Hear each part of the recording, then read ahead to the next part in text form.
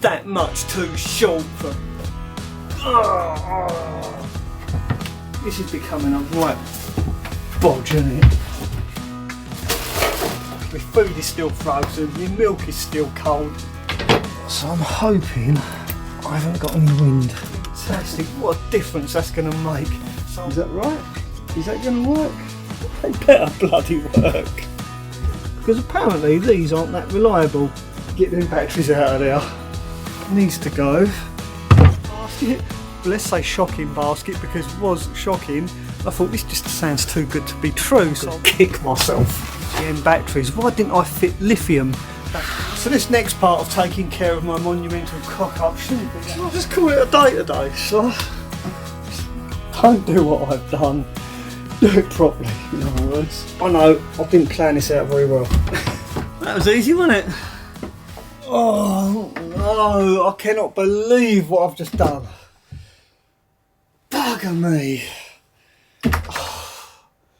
So when I put this piece of ply up here, I trapped a piece of wire that was tucked up under there, and the other end of this wire used to be attached to the LED strip that runs along under here. And I was about to connect all of this up when I noticed this wire was trapped, so I gave it just a little gentle tug, just to pop it out from behind this board.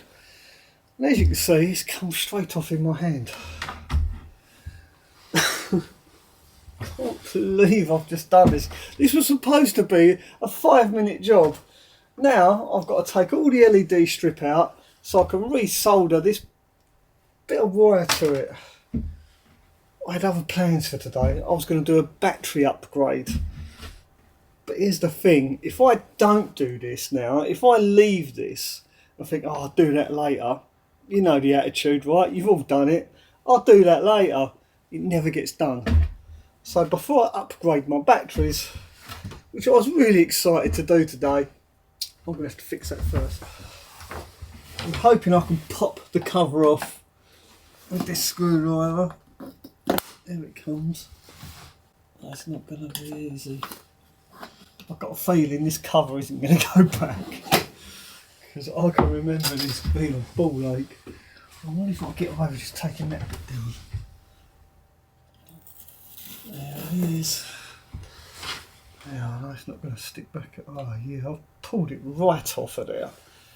It's got a join there. I wonder if I could solder that while it's hanging there. What do you reckon? Is it worth having a go? I guess it is, isn't it? Let's have a go. So I'm going to try and re-solder the wires to this.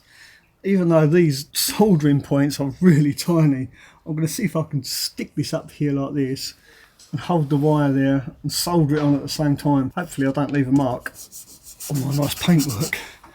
Right, let's get a pair of scissors, some solder and see how we go. Right, I've got myself all set up. I've got my soldering iron at the ready. I'm actually going to use some lighter gauge wire. This is 13 amp lamp wire, but it's a lot thinner than the original stuff, so it's a lot more flexible. It's not going to pull so hard. It's not so heavy, basically. Cut back some of the sheath, and because this is double insulated, it's going to make it even better job of it. Yeah, because I'll be able to run this around, tuck it down the back of here. It's going to be nice and strong. I can even put some tacks in it if I want to stop it getting tugged off again. So what I've done, I've stripped it back. You can see that. And now what I'm going to do, these ends, I'm going to put a little drop of solder on each one of these. Then all I've got to do is touch them on there with soldering iron, and they should stick instantly. I'm going to cut it there like that. I'm using a knife. I need to expose them because there's silicone protection over the... Oh, don't stick on there yet. Let's get rid of that silicone. Right, you see this is little... You can't see, it's gone. So there we go. There are the 4 dots. That's where you... well, I need to solder. So I'm going to stick this to the side there like that. Because this is domestic cable, we're going to have a brown and a blue one. The brown one's the positive, blue one being the negative. All I've got to do is try and solder these 2 little wires on the end of there. Right, so I've put solder on the tips of my wires. Now hopefully it will solder onto them. without marking my wood.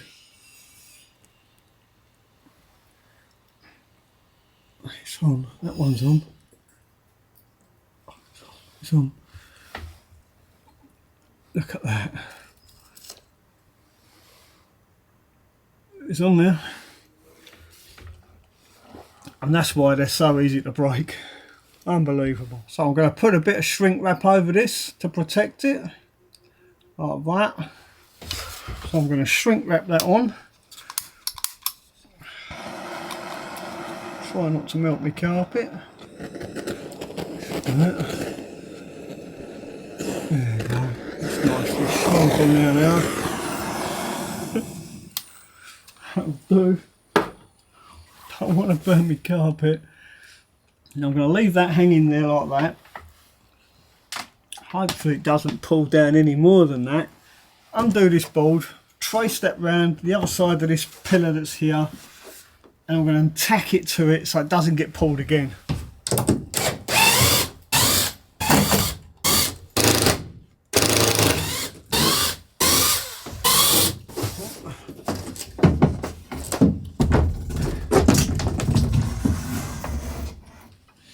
Now that piece of ply that I've just took off of there is deliberately really light and easy to come off because I'm still contemplating putting a window in here, and this wire here is for a light that's going to be up here above the window.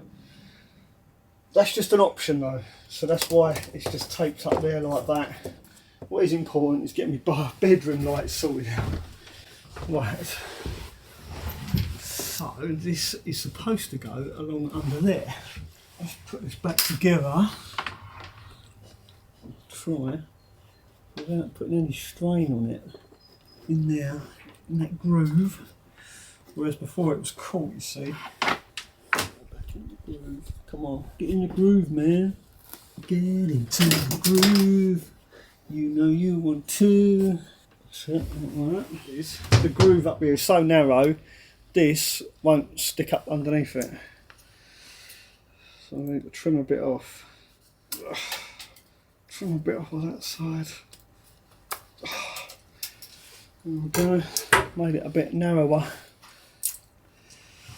This is right.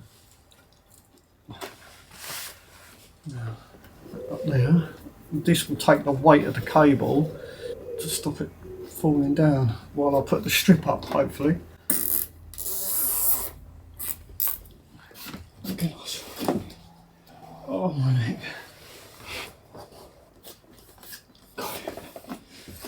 Oh, goodness.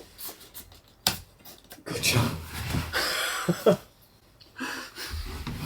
Got it.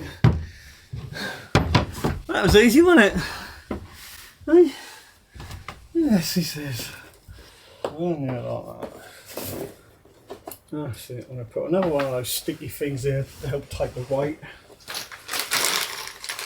And then I know we're on the home straight, because this is going to be nice and tight. It's going to support the weight of that wire, so it's no longer tugging on the LED. Right, let's do it. Right, that's fine. The rest of this we can sort out. I'll need to drill a hole through this wood and have it coming out down here somewhere. I know, I didn't plan this out very well. That's okay. Let's get this panel back on here before I trip over it once more. Or damage it.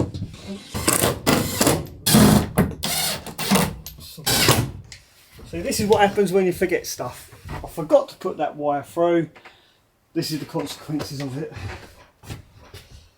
So it's always a good idea to have things planned out. If you're that sort of person that can draw plans and stuff, you plan stuff out. If you're like me and you just make it up as you go along, this is what happens. So it's always a good idea to have a solid plan, know where you're going to run your wires. Don't do what I've done, do it properly, in other words. Now, where did that screw go? I've lost one of my screws, the one in the middle there. There you go, that's better. So when I've got the spare cash, I will be buying another window and fitting a window in here. But until then, that's how it's going to stay. I might cover it with something, make it look a little bit pretty. Like I said, that wire is so that I can put a light up here or up underneath the cabinetry that will eventually end up there. Right, now what I've got to do is trace that wire through behind here to that light switch, and then those LEDs, hopefully, they better bloody work. Oh, cracky. Should I just call it a day today? Shall I? Gotcha. I've got to scratch all my lovely paintwork now as well. So there you go, boys and girls. Take note. Make sure you plan your van out properly. Run the wires. Don't forget any like I did, because I completely forgot about this cable. And this is the result of it. It is a pain in the butt. But there you go. So all I've got to do now is simply run the cable from the switch, which I've already done, down along the back of this wall, underneath this cover here, underneath this cover here, and then up there. Simple really, isn't it? Right, I'll move all this stuff now. So this next part of taking care of my monumental cock-up shouldn't be that bad. All I need to do is lift the lid off of my water tank. You can see there's already various cables running underneath there.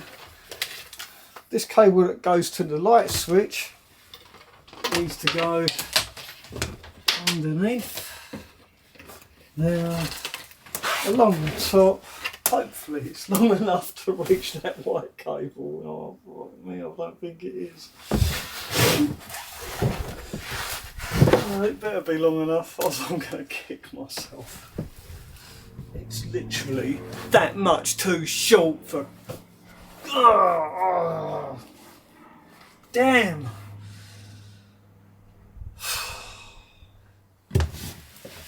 So I need a bit of wire that long to join these two wires together. This is becoming a right bodge, isn't it? Which is what I didn't want. Oh well, suck it up, buttercup. Let's find a bit of wire and join these together. Right, well I think I've got everything I need. Now before you judge me, just remember I could be one of these people that make building a camper van look easy. At least I'm giving it to you real and raw and showing you the hard facts of building a van, the reality of it all, as it were. It's not simple. You do have problems. You just got to work your way around them and call it a challenge and a learning curve. This is a learning curve for me. I should learn not to worry about filming so much and concentrate on building a van a bit more, because it's the filming that makes me make these mistakes, I'll be honest. And I think I've said it before, so to show your appreciation, give this video a thumbs up. I do apologise, this video hasn't quite turned out how it's supposed to. It wasn't meant to be like this, but then that's just how some days are. I do like these things. If you haven't seen these, look at these. They're like little bits of tube with solder in the middle. Perfect for joining wires together like this. And because this wire is nice and thick, I'm actually going to run it up underneath here and make the join above the fuel tank, the water tank. So this wire is going to join to that wire above the tank, so it's nice and protected. Oh god.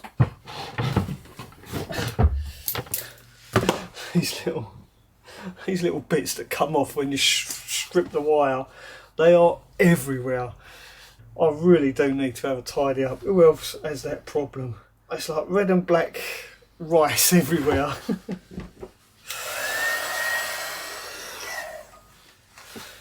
My old man was a sparky in the shipyard, and he would have loved these things. Yeah, God rest his soul. He would have absolutely loved these. I just thought of that. Back in the day, it was those blocks, you know, the blocks with the screws in. Used to have boxes and boxes of them kicking around the house. Huge ones as well. I just realised that's why I think I like them, because they're just so handy to use. He was a great electrician, my old man. Used to make all sorts of stuff. Used to make clocks as well as a hobby in the cellar. Not he didn't make all the workings and that. He used electric workings, but he'd make the actual clock case, the clock face, the hands, all the little Roman numerals and that. He'd carve it all out of wood. Absolutely beautiful, some of his clocks. They'd all be backlit as well. Wish I had some pictures of them. Anyway, and that's it. So that's the beauty of these. Not only do they solder the wires together, they shrink and it causes a seal as well. Great invention. I wonder who invented these. Solder and seal connectors. There you go. I'll put a link in the description to these on Amazon in case you're wondering what they actually are. Check them out, especially if you've got a lot of wiring to do in your fan. Absolutely fantastic. Right, let's flick that switch. Hopefully that comes on. If it don't, I'm going to kick myself. Even better. Yeah, it does. Thank God for that. Put that back on top of there like that. And that's it. We're done. So all I've got to do now is tidy those wires up, and then we can do our batteries. I'll see you in a bit. Now, it really doesn't seem that long ago that I installed 4 AGM batteries here in the back of my Mercedes Vario camper van.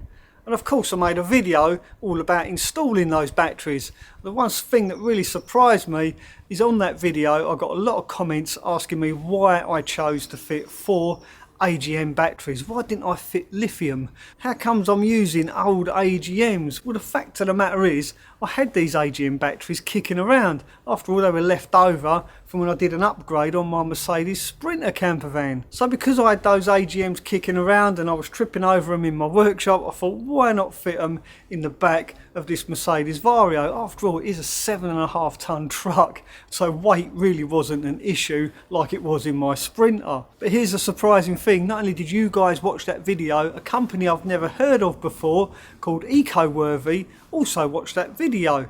And they reached out to me and got in touch and said, hey Mel, we've noticed you fitted old AGM batteries in your Vario. How would you like to try our brand spanking new LiPo 4 battery that not only has low temperature protection, it's also got Bluetooth capabilities, and using their app you can actually monitor the state of charge of their batteries, amongst other things of course. And they said to me, because we like the content you produce, we're more than willing to just donate you one of these batteries. I thought this just sounds too good to be true, so I went onto EcoWorthy's website just to check them out, make sure they're kosher. And sure enough, not only do they sell a whole range of LiPo 4 batteries, they also sell just about everything you need to install a full electrical system in the back of your camper van. And here's the great thing, the prices. I was surprised at how affordable these are. And to give you an idea, these AGM batteries that I've got here cost me nearly £500 for 4 batteries. This single 280 amp hour battery is on EcoWorthy's website for no more than £440, including delivery. I was really surprised at how affordable these are. Not only are the batteries affordable, but everything else on their website seems reasonably priced as well. The prices are so affordable, in fact I'm actually considering buying another one of these batteries and installing it in my Sprinter, along with one of their inverters and their DC to DC charge controllers that has a built-in MPPT charge controller. Basically 3 items, that's all you would need for a complete electrical system inside your camper van. And again, the surprising thing is, once I put everything in my shopping basket, well, let's say shocking basket, because it was shocking, the price is so cheap. It worked out at £730 for a full electrical system, minus the wiring of course. So with all that in mind, how could I possibly say no to EcoWorthy's generosity in donating this battery to me? So I want to say thank you to EcoWorthy for sending me this battery. You can guarantee I'm going to put it to good use. So with all that said and done, I'm going to take out my 4 AGMs and replace them with this EcoWorthy LiPo 4 battery. Actually, I'll just hope it fits, because it does look a little bit big. Didn't think of that. So the first thing I'm going to do is actually measure it and make sure it fits in my box. Let's do that first. Right, let's get the cover off and take a look at my current batteries and how much room I've actually got.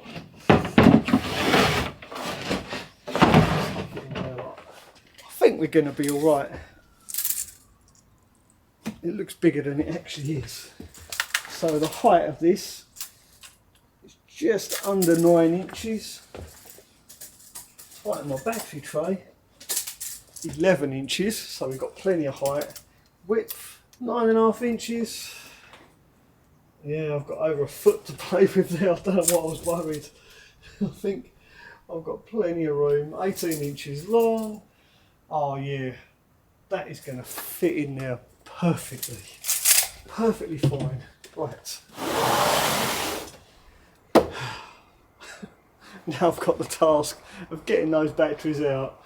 Well, I guess the first thing I need to do is actually switch everything off inside my van, including my fridge. So I'm going to have to do this as quick as I possibly can, because I've actually got food in my fridge and I don't want it to go to spoil.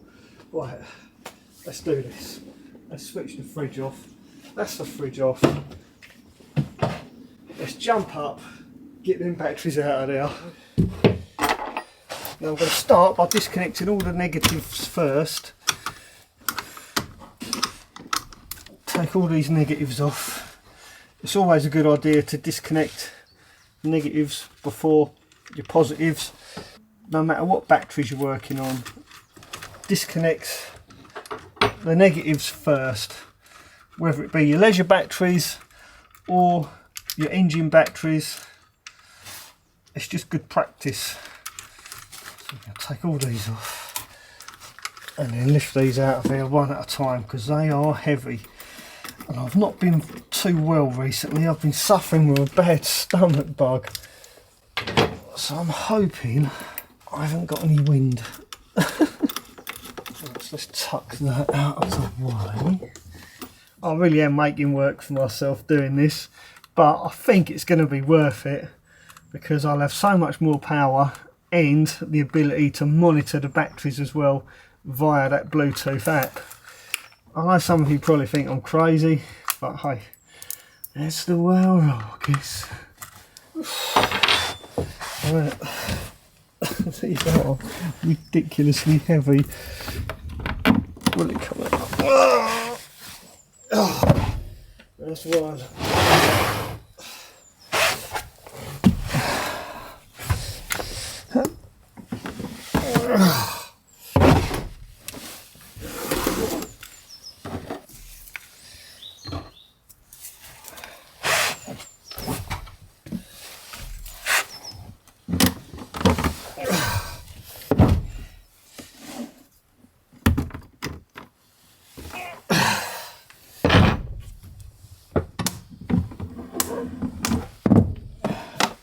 Now believe me when I say that that eco-worthy 280 amp hour battery weighs about the same as one of those 100 amp hour AGM batteries. It is surprisingly light considering the amount of power that it's got.